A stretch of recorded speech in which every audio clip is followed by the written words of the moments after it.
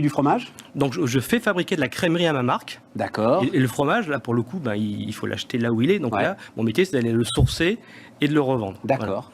Voilà. Mais c'est ça, et c'est du fromage à la découpe que tu vends. Les fromageries, et les fromageries sont installées. Et en fait, on aide des gens.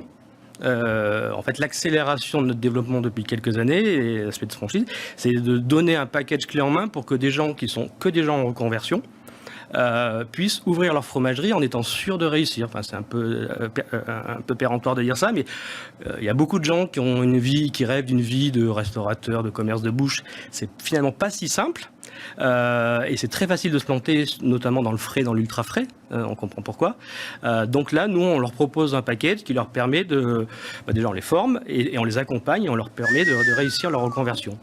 Et ce qui est étonnant, c'est de voir que depuis 5 ans, le profil des gens qui viennent vers nous et qui s'installent a déjà radicalement changé. C'est-à-dire ? Et c'est très en phase avec la société, je pense. On a commencé par une population très masculine, d'une bonne quarantaine d'années, voire une cinquantaine. Donc l'âge où on peut avoir une deuxième vie professionnelle. Absolument. D'un niveau d'éducation, bac plus 2.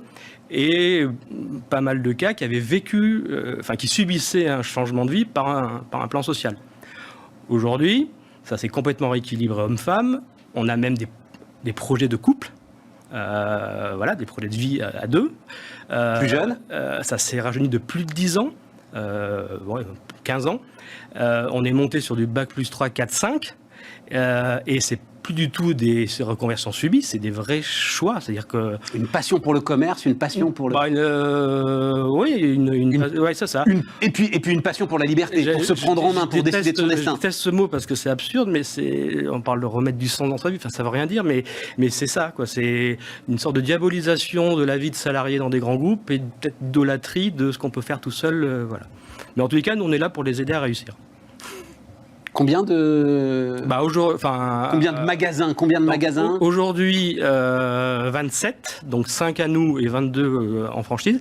Et très vite, dans une dizaine de jours, on sera à 28. Et qu'est-ce qui porte, il nous reste une minute, qu'est-ce qui porte cette croissance ? C'est le fait que ce soit ultra processé, et je comprends bien, et c'est très très important que ce soit ultra processé, ou c'est la qualité du produit qui, à un moment... On a la convergence de tout.